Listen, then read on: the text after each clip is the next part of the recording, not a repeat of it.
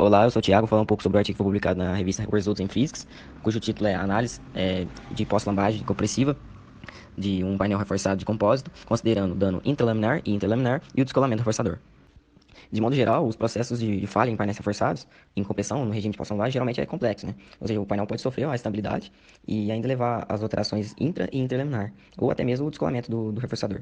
Assim, devido à boa capacidade de identificar os três principais modos de danos, que é o dano intralaminar, o dano interlaminar e o próprio descolamento, o reforçador, em relação ao revestimento, tanto o método Progressive Damage Method, que é o PDM, tanto o Cohesive Zone Method, que é o CZM, ele tem atraído muitos estudos nas últimas 2 décadas.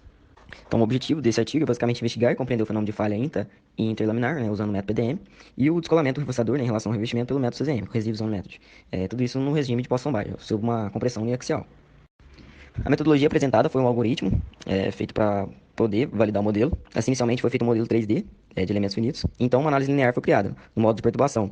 Assim, dessa análise linear foi feita uma análise de flambagem, obtendo os modos de flambagem linear.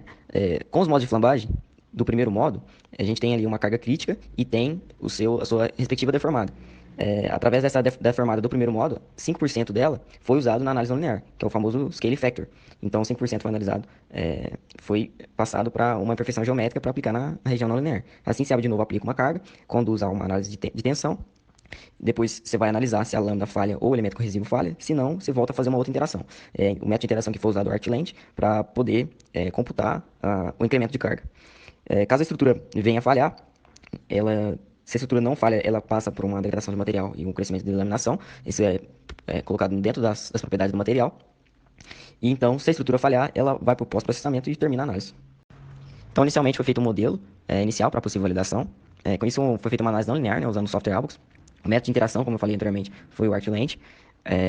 Foi inserido também uma perfeição geométrica, que foi 5% do primeiro modo de flambagem linear. Foi utilizado também para o possível debounding elementos coesivos na interface, né, usando o método CZM, Cohesive Zone Method, e foi inserido também nas propriedades do material a progressão de falha e a possível degradação. Com isso foi usado o critério de Rachin para poder diminuir a resistência do material, né, após um possível dano. Assim como a forma de validação do modelo, para diferentes casos, foi analisado em comparação com o resultado experimental. A curva em preto representa a curva experimental obtida pela literatura. O caso A representa os três modos de falha, né? Usando o interlaminar e o método CZM, considerando o descolamento do reforçador. O caso B apresenta só o intra e interlaminar. O caso C apresenta um deles, e o D um deles, e o E não apresenta nenhum. Então, como a gente pode notar, né, no gráfico, as linhas pontilhadas preta representa que não há nenhuma modo de falha associado. Então, a carga de colapso dele é muito maior, próximo ali de 790, por aí, quilonewtons. Já o caso A, considerando os dois, a carga foi próxima ali de 630 kN. E a carga de falha do modelo experimental foi próximo de 601 kN, validando assim o modelo, né, uma vez que tanto a inclinação das curvas estão muito próximos, tanto as cargas de colapso, considerando diferentes modos de falha, estão bem próximos. Ainda como forma de validação do modelo, tanto o modelo numérico em A, tanto o modelo experimental em B, o painel falhou próximo da região central, do meio do painel, falhando principalmente a matriz, né? E acontecendo tanto a quebra da matriz, tanto a delaminação do reforçador. Na figura assim mostra os locais que aconteceram o descolamento, né? Na análise numérica, o debounding. Na D está a delaminação do próprio o flange do reforçador. E o E de forma numérica.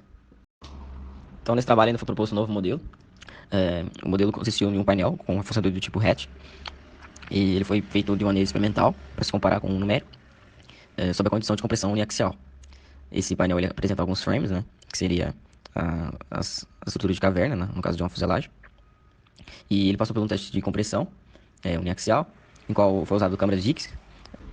Ainda como uma forma de validação, a figura A mostra os resultados da câmera de Dix durante o teste de compressão, e a figura B o resultado numérico. Assim a gente pode ver que o comportamento da deformada é bem próximo, tendo a diferença da sua máxima deformada de 5% em relação à experimental. Além disso, a carga de flambagem, do ponto de flambagem representado pela figura, foi de 915 para o teste experimental e 820 para o teste numérico, tendo a diferença de 11,6%.